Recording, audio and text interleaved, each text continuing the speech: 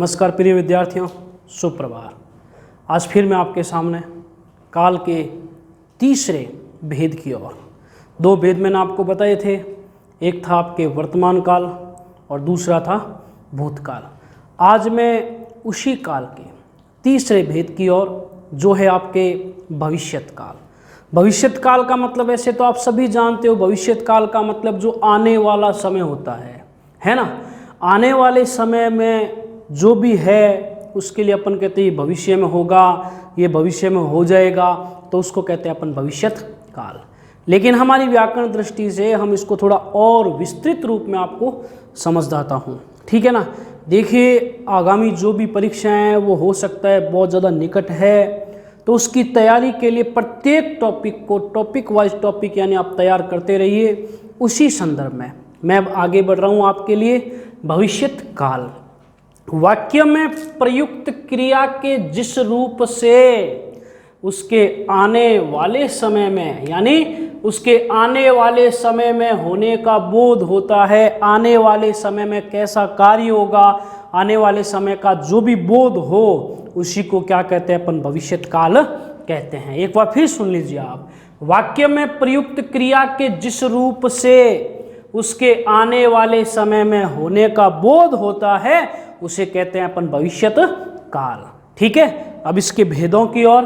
भविष्यत काल के 5 भेद होते हैं। देखिए, इसमें भी कहीं 5 दे रखे हैं, कहीं पे 3 दे रखे हैं, तो व्याकरणात्मक दृष्टि से लगभग अपन मान चलते हैं तो इसके 5 भेद निकल के सामने आते हैं। तो मैं उन्हीं 5 भेदों का वर्णन आपके सामने कर रहा हूं, ठीक है ना।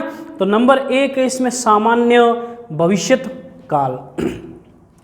भविष्य में होने वाली क्रिया के सामान्य रूप को, भविष्य में जो भी होने वाली सामान्य क्रिया होगी उसको कहते हैं अपन सामान्य भविष्यत काल।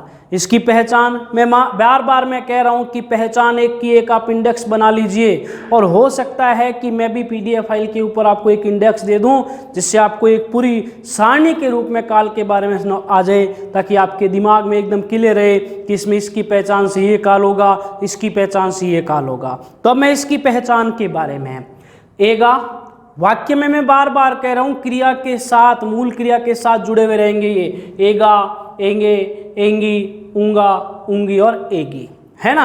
अब देखिए इसमें आप, श्याम आज आएगा, रेखांकित किया हुआ है आएगा। अरुणा कल नाथ द्वारा जाएगी, सामान्य बात हो रही है। बच्चे होली मनाएंगे, बच्चे खेलेंगे और लड़कियां नाचेगी। देखिए, नाचेंगी, एंगी, ठीक है ना, एंगी। मैं लिखूंगी, एंगी। तो पहचान क्या बनी? एगा, एंगे, एंगी, ऊंगा, ऊंगी और एगी, है ना। तो सामान्य का मतलब क्या हुआ? जो सामान्य आपको लग रहा है कि ये काम होगा, तो उसके लिए सामान्य भविष्यत काल हो जाएगा। इसी प्रकार इसका दूसरा संभाव्य, संभावना, है ना। तो ये बात है, इस काल से किसी क्रिया के भविष्य में होने की संभावना रहेगी। देखिए, होने की क्या रहेगी? संभावना, क्लियर है। और ये सामान्य रूप से काल हो जाएगा।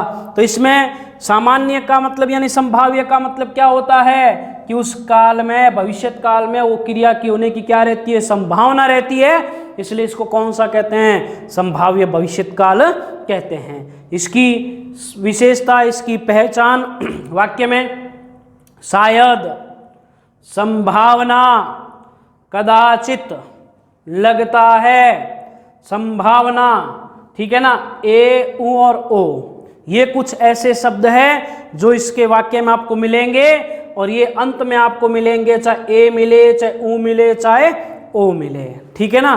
तो संभावना होना, लगता है, शायद, संभवतः, संभावना, ये शब्द आपको जिस किसी भी वाक्य में मिलते हैं, और क्रिया का समाप्तिकरण किससे हो? ए, उ और ओ से होता है, तो उसमें कौन सा काल करोगे? संभाव्य भविष्यत काल करोगे।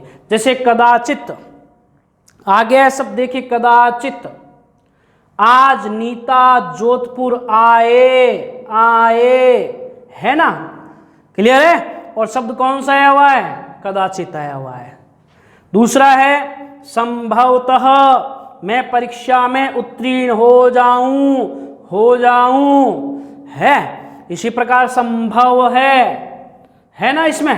तो इसमें देखिए थोड़ा गलती से हो गया है, संभव हो जाएगा इसमें आपके। संभव, तो क्या कह रहा है, संभव है वर्षा आए, हो सकता है, ठीक है ना, क्या हो सकता है, आज वर्षा हो जाए। तो जहां पे भविष्य काल में संभावना व्यक्त की जाती है उसमें कौन सा काल करोगे, संभाव्य भविष्यत काल। भविष्यत काल का तीसरा भेद अपूर्ण भविष्यत काल, अर्थात भविष्यत काल में वो क्रिया होती है और वो समाप्त नहीं होगी अपितु उसके लगातार चलने का वहाँ पे क्या होगा, बोध हो जाएगा अपनी भाषा में। ऐसे परिभाषा क्या बनती है, इस काल से ज्ञात होता है कि कार्य भविष्य में होता रहेगा, भविष्य में शुरू होगा, भविष्य में समाप्त नहीं, अर्थात भविष्य में और आगे तक वो कार्य होता रहेगा। पहचान के लिए ता रहेगा, ती रहेगी और ते रहेंगे, ठीक है ना। अर्थात भविष्य में कार्य लगातार सुचारू रूप से चालू रहेगा, शुरू रहेगा। तो देखिए हम तो आते जाते रहेंगे, कभी कभी कहते हैं ना अपन, हमारा क्या है, हम तो कभी भी आ सकते हैं, आते जाते ही रहेंगे, अर्थात वहाँ पे खत्म नहीं होगा, आते जाते रहेंगे। तो रहेंगे, माता पुत्र की राह देखती रहेगी, तो आपको पता है कि माता पुत्र की राह हमेशा देखती रहती है, चाहे वो माता पुत्र की राह देखे, चाहे पत्नी अपने पति की राह देखे, वो कभी भी क्या नहीं होती, समाप्त नहीं होती है, ठीक है ना। तुम्हारा झगड़ा तो होता ही रहेगा, झगड़ा क्या है, कहते हैं ना कि तुम तो ऐसे ही करते रहोगे, ऐसे ही करते रहोगे का मतलब क्या हो गया, वहां पे अपूर्ण भविष्यत काल है। संसद में बहस हमेशा चलती रहती है, आज तो नहीं है कि आज हुई आज ही खत्म होगी, कल भी होगी, परसों भी होगी। तो इस प्रकार संसद में बहस चलती रहेगी, ठीक है ना, ती रहेगी, होता ही रहेगा, ते रहेंगे, ती रहेगी। तो ये होगी इसकी पहचान हो गई। अब नंबर 4 है, वो है आपके पूर्ण भविष्यत काल। इसमें विद्यार्थी गण होते हैं, वो बहुत ज़्यादा कंफ्यूज हो जाते हैं कि सर ये ऐसे कैसे हो रहा है। देखिए इसमें क्या होता है, कोई ना कोई एक व्यक्ति दूसरे, अब अपन को मानना पड़ेगा यहाँ पे, अगर समझना है तो ये चीज़ आपको समझनी पड़ेगी कि यहाँ पे कोई ना कोई व्यक्ति दूसरे व्यक्ति से क्या कर रहा होता है, बात कर रहा होता है। यहाँ पे समझने की बात बता रहा हूँ, हो सकता है आपके इसमें कहीं पे भी कंफ्यूज ना रहे, क्योंकि जो वाक्य बोलूंगा उसमें आप ये समझना कोई व्यक्ति दूसरे व्यक्ति को बोल रहा है, तब तो आपको ये पूर्ण भविष्यत काल एकदम समझ में आ जाएगा, ठीक है ना। तो देखिए आप, पूर्ण भविष्यत काल क्या कह रहा है, इस काल की क्रिया से बोध होता है कि क्रिया भविष्य में क्या हो जाएगी, समाप्त हो जाएगी, भविष्य में क्या हो जाएगी, समाप्त हो जाएगी। इसकी पहचान के लिए चुका होगा, चुके होंगे, चुकी होगी और चुकी होंगी। अब वाक्य बोल रहा हूं, देखिए मैंने आपको पहले कहा था कोई ना कोई व्यक्ति दूसरे व्यक्ति से बोलेगा। अपन कहते हैं ना कि इस समय में ये कार्य हो जाएगा, हो चुका होगा, तो अपन एक व्यक्ति से दूसरा व्यक्ति बात कर रहा है, कहते हैं ना कि इस समय हमारा मकान बन चुका होगा, ठीक है ना। तो इससे आपको ये समझ में आ जाएगा। अब देखिए पहला वाक्य, विनायक भोजन कर चुका होगा। कभी कभी कहते हैं कि कल इस समय विनायक भोजन कर चुका होगा, ठीक है ना।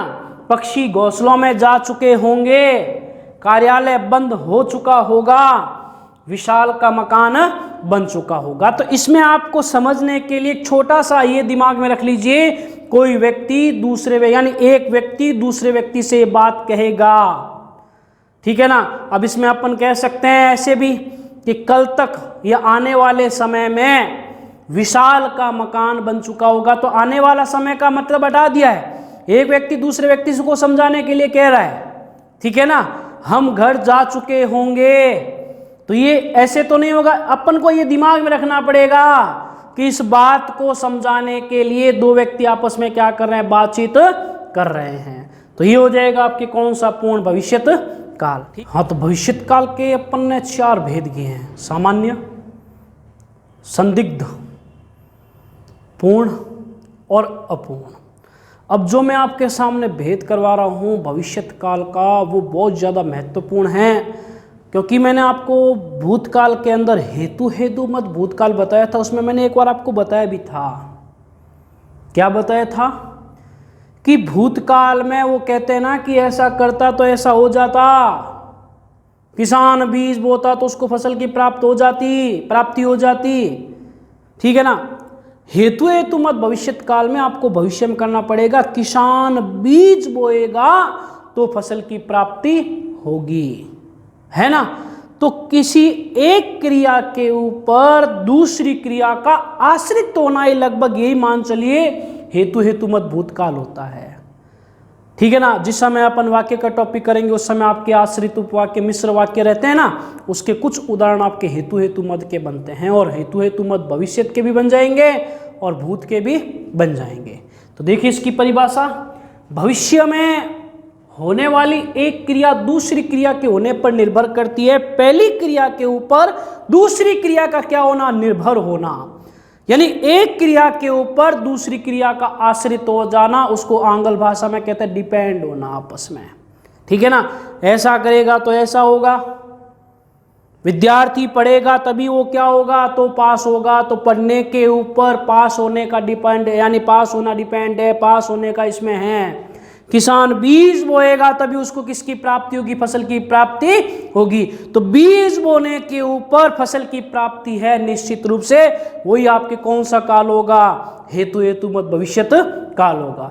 इसकी पहचान के लिए आपको लगभग वाक्य में तो मिल सकता है, यदि, जब तब, यदा, उगा, एगा आदि है।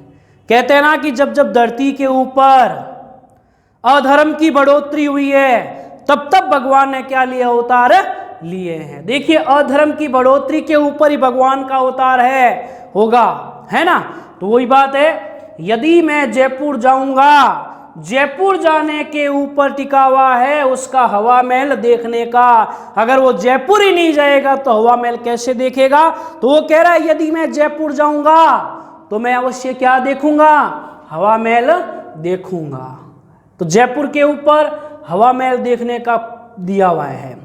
छात्रवृत्ति मिलेगी तो वह आगे पढ़ेगा। तो छात्रवृत्ति मिलने के ऊपर ही व्यक्ति डिपेंड है, तब उसकी पढ़ाई क्या होगी? आगे शुरू होगी।